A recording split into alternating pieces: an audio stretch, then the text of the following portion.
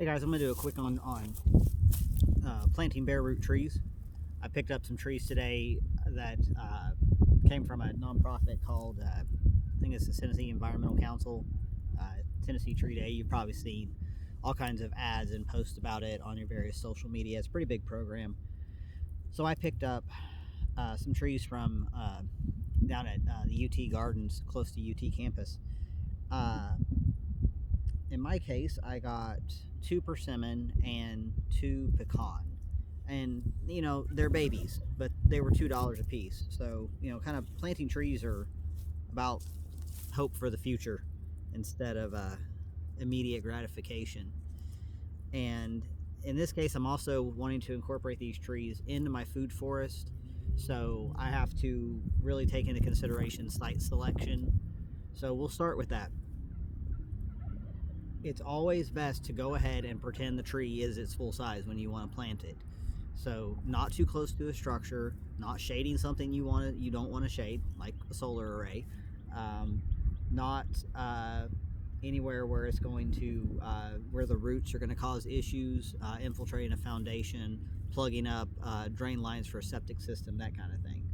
So in my case, I'm going to go slightly downhill southeast of the edge of my food forest because of the way these guys are going to cast shade over what I already have established. They'll cast some early day shade, but not midday and late day. So I'm okay with that. I know that'll work. And that's, I'm probably not really going to see these trees bear much in my lifetime, but somebody will. So that's cool. So with sites, once you've got the site selection figured out, proper planting is everything here. So when we get these guys, they've kept them wrapped up in damp newspaper, and it even says in the instructions like untangle the roots. In this case, these guys aren't too bad off. So sometimes when you get, this is why bare root is easier to deal with, in my opinion, than potted trees. When you get potted trees, you will have this mass of tangled roots you'll have to deal with when you pull them out of the container. We'll do a video on that next time I get potted trees. So you will want to always dig a hole that is as deep or a little deeper as the length of the roots. And you want it about twice the width, and you want to backfill with loose soil. So what I'm getting at is as you kind of spread these roots out in kind of a, you want to kind of think about the roots being kind of balanced, I guess. And when you want to dig that hole, you just don't want these roots crammed up against a hard rim, especially here in our Tennessee clay. So I'm actually going to dig a hole much bigger than these roots are spanned out, and backfill with loose soil. We'll get the tree in there, and I'm going to tamp the soil, but I don't want to compact it. So there's kind of a balance to be made there.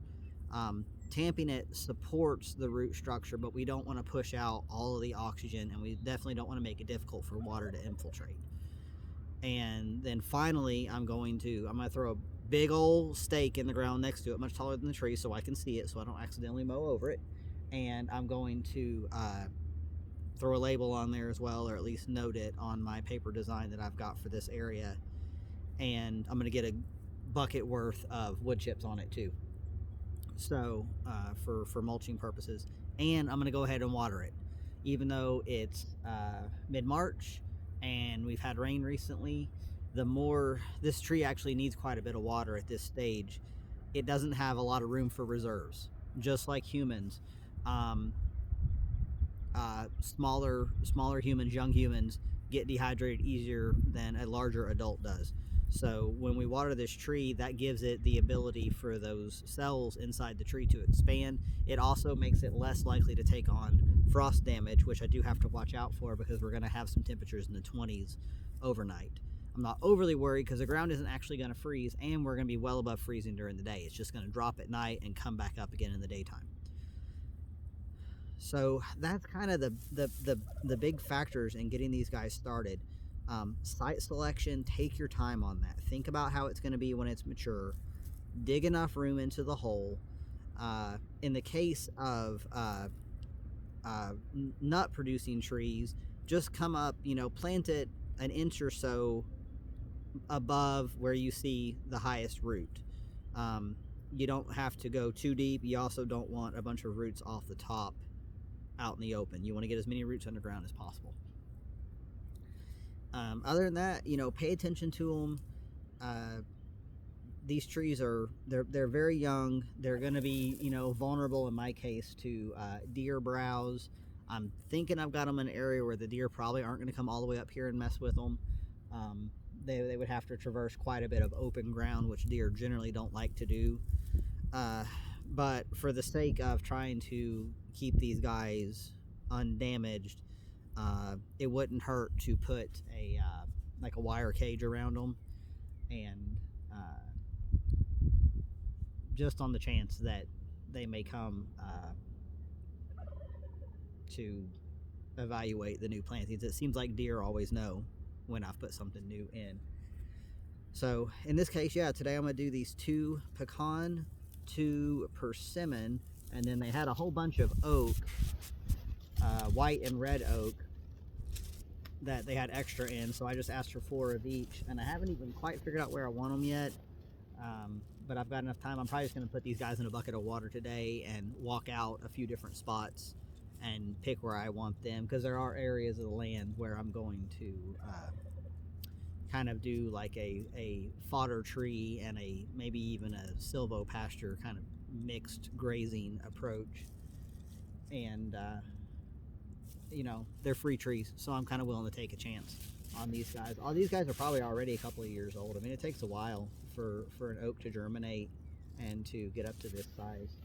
So that's kind of the plan, and I just kind of wanted to throw that out there. Bare root trees are one of the easiest things to start with. When you get the potted ones,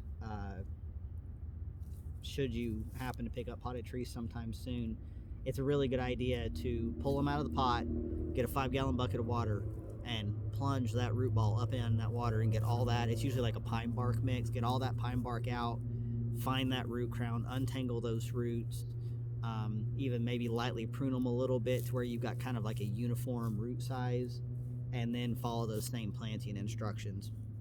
If you have a fruit tree, you will see a graft where the root stock has met with the fruiting stock, and you always want to keep that graft above ground. At least that's everybody who I know who does fruit tree. That's what I've always been told. So there's differing opinions on that, but I've got a bunch of fruit trees in the ground. I planted them that way, and they're doing great. I guess it's possible to have too much. I've heard it can introduce disease. Same goes with mulching, which I kind of forgot to cover. When you do mulch these guys, don't make the volcano. Just spread the mulch around where the roots actually are and will be as they grow. And you can leave the area right around the trunk clear. And that's another way to kind of help prevent having a disease vector. What I like to do instead is kind of butt up some cardboard so I still don't have grass coming up around it, so I'm not beating up on it with a weed eater. And then I just mulch the root span. So that's what I got for you today. Thanks for watching. Give me a holler over at strongrootsresources@gmail.com if I can help you with any planting questions, food forest design, edible landscape design. I've added a few more consulting clients this week. It's going great. I think people are getting really excited for spring. We've got a beautiful day to plant, so y'all get out there and enjoy your day. Take it easy.